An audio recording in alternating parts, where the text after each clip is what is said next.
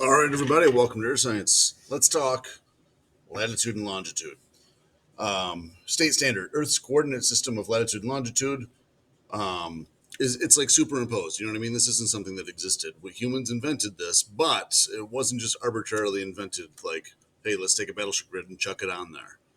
The things there are things that happen naturally that like serve as the basis for latitude and longitude, and we want to know what those things are. So using the equator and prime meridian as reference lines, it's kind of like zero, and then you go off from there, either north south for latitude or east west for longitude. Is based on Earth's rotation and our observation of the sun and stars. All right, so let's do it. As the Earth spins on its axis,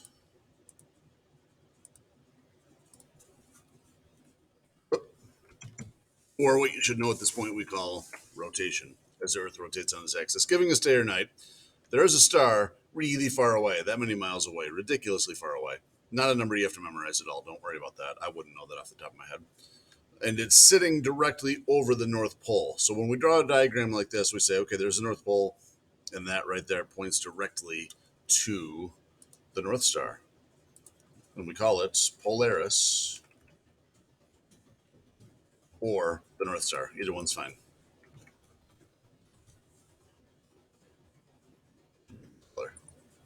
Um, Since it sits directly above the North Pole, it doesn't quote unquote move. Now, the sun isn't necessarily moving either, but we see it rise in the east and set in the west. And then, like we talked about with seasons, shifting north south as we revolve. We see it rise and set, and we see the moon rise and set, and we see stars rise and set, all because the earth is spinning. But as we spin, if there's one star directly above the pole, it's not going to look like it's moving because no matter where you are in your rotation, it's always right there above the pole. So if you're on a carousel and there was like a thing right in the middle, that's always right there. Whereas everything else you're looking at looks like it's spinning right around you. All right, this makes it an easy to find. We'll talk about another time how to find it. That will be one of your homeworks. And very easy to use as a navigational tool. It's always there. It's always in the same spot. In fact, it's right there. Sun's out, so I can't see it, and I'm inside. I can't see it, but I'm right. It's right there. Okay, so do the stars move? The stars go through just like the sun. We used this term before. Apparent motion means it looks like they move, when in reality we rotate underneath them. These are important numbers from the last unit. You should have had this down to do the test, but hey, let's do it again just to reiterate. Since we have to spin a full circle, 360 degrees every 24 hours, if you divide those, you get that we spin at 15 degrees per hour. An important number to have in your head. So this is the speed at which the sun spins. I'm sorry, the Earth spins. It's also the speed that, therefore, that all of these things appear to move. And you guys measured that with those little plastic globes, and a lot of people were very close to 15. Um, so even with that junky equipment, pretty easy to notice and accurately tell how fast the Earth is spinning. But through all of this, Polaris still, as it sits above our pole, the rest of the stars are going to appear to move around it. So if you've ever seen the Big Dipper, it's a very easy constellation to find. It'll be above us, slightly tilted north, and throughout the course of the night, depending on what season it is and what time of night it is, it will be in different positions, spinning around Polaris. And if let's mention it quick, I said I'd do it another day, but you know me, I get distracted. The way to find it, Polaris, is if you can find the Big Dipper and see like the end of the spoon points right at Polaris. And even if the Big Dipper is in one of its spots, like in a different spot, no matter what, the end of that spoon, wherever the Big Dipper happens to be at the time you're looking at it, will always be pointing right at Polaris. It's not the brightest. Polaris isn't the brightest, but it will always be in the same exact spot. And if you find it, you have found which way north is. Not only have you found north, but what we're going to do here is by finding it, you know your latitude. This is a thing that is it's like it will always confuse students, but it will always be a mystery to earth science teachers, and not just me across the board, because it's so plainly simple, and I think it's so plainly simple that it's maybe hard to picture. If you have to look up, like this guy does with his hat, if you have to look up at 66.5 degrees to see Polaris, You're at 66.5 degrees north latitude. That's your latitude. So I know here in Pulaski that we're around 43, 44 degrees latitude. So there's 0, there's 90. So I have to look up at about 44 to 43 degrees to the north to see Polaris. Again, that's how I know where it is right now, even though the ceiling's in the way and even though it's daytime, it's there. The Regents loves these questions. Hopefully it's one where the diagrams is simple and you say 66.5, 66.5, job done. But this is the point right here. I already put 3 stars on it. Let's put another one. Latitude is equal to the altitude of Polaris, the angular altitude, how high in the sky it is. That's what latitude is. Again, we didn't just take graph paper and jam it on the Earth. It's a thing that is noticed. It's how high in the sky do you have to look to see that star. Since that star is always there, if you have to look, and you don't have to draw this if you don't want to. Let's say you're right there, Tropic of Cancer. That means they're looking up at this angle to see Polaris, which is 23.5 degrees, because I know that latitude. But as you get closer and closer to the North Star, as you go further and further north, that angle's a little higher, that angle's a little higher, until you're here at the pole. You have to look straight up at 90 degrees. And that's why that latitude is 90 degrees. It's that simple. You don't have to draw these lines. However high in the sky you look to see Polaris, that's your latitude. So it was like very convenient for sailors at night. At night, every clear night, you have your latitude instantly. And this little contraption right here, if you've ever seen those, a marine sextant can help. You can make one out of a straw with a little fishing sinker and a piece of string. And then however high you look up, the sinker will go straight down. You just measure that angle with a protractor. It's easy. Maybe we should do it. We'll see if we have time. So in this example, this gentleman is he looked up at 66.5, so he's at 66.5 degrees north latitude. I don't know what the degree symbol is on a keyboard, so I'll draw it in there. This made Polaris an important navigation tool, no matter where you were on a clear night. The angle you look up at to find Polaris is your latitude. It's that simple. There's no calculations. No calculations, no tables, no equations, just boom. If you look up at 40, you're at 40. If you look up at 60, you're at 60. Job done. Longitude, way harder. And it took a lot longer of a time. In fact, the ship that Darwin was on, he wasn't out looking to try to solve evolution. He was on to accompany the captain of the ship that was out to try to accurately plot longitude on the tip of South America for navigational purposes, trying to get around there.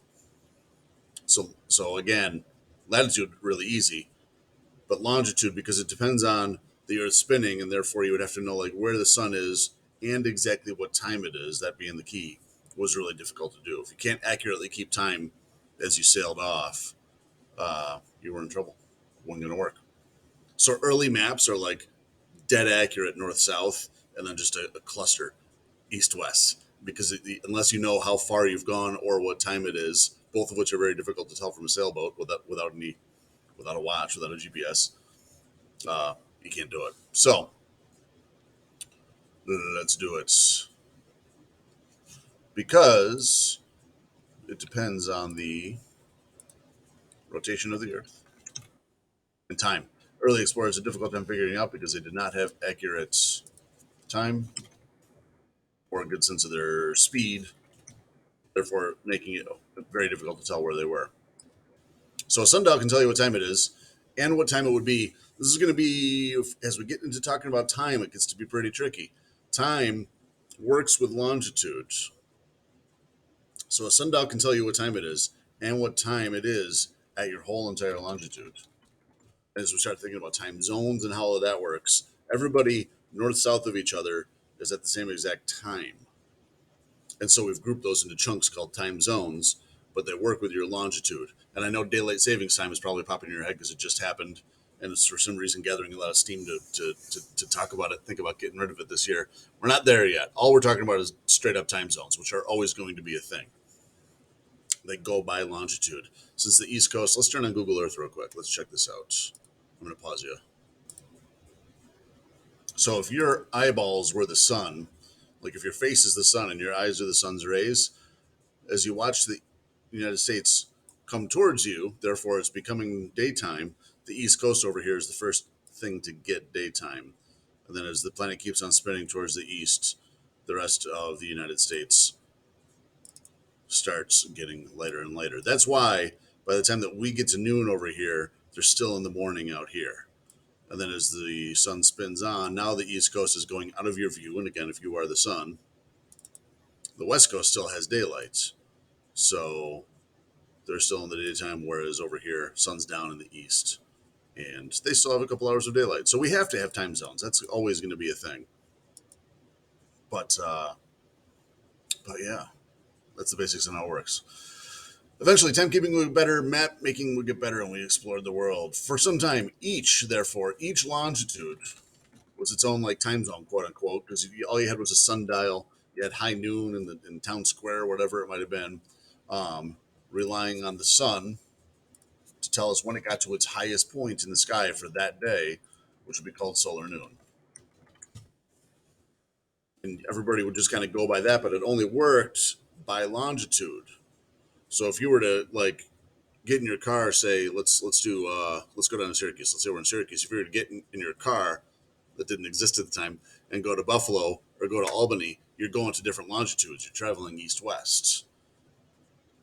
Now, if you had to travel really slowly because you're in a horse, you're in the Erie Canal, or you're doing something that takes multiple days to go from Syracuse to Buffalo, you're not going to really be too concerned if the time is off by a couple of minutes when you get there. You'll find out what time it is at solar noon there using a sundial, using whatever they say in the town square, reset whatever timekeeping device you might have, which is probably nothing, and it's all good. Like it's no big deal, right?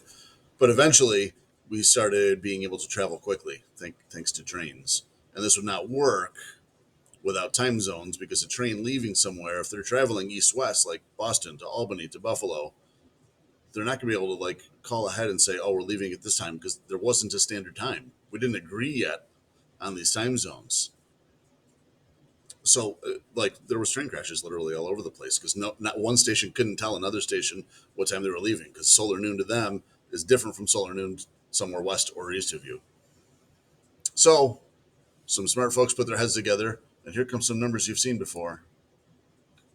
Since there are 24 hours in a day, they said, let's take the Earth, chunk it up into 24 pieces. Each one is their own time zone. Each one gets an hour of the day. And there are 360 degrees of longitude in order to do the full loop every day, right? So each time zone, there's that number again, is 15 degrees wide. So going back to Google Earth, we've done this with Eastern, Central, Mountain, and Pacific. We've got those 4 time zones in the continental U.S. Alaska does some different funky things, but that's okay.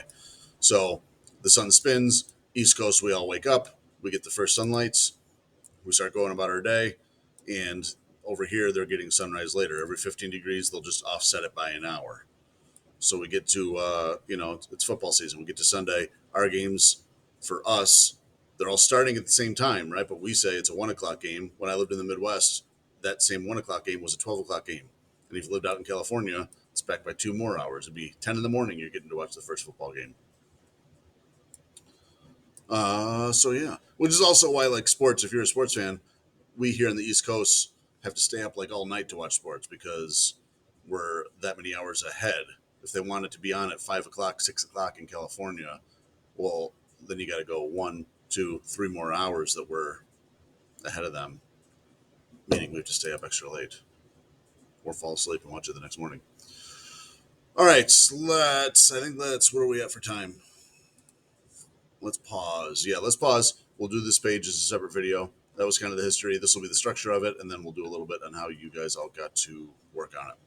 Thanks for tuning in. We'll catch you soon.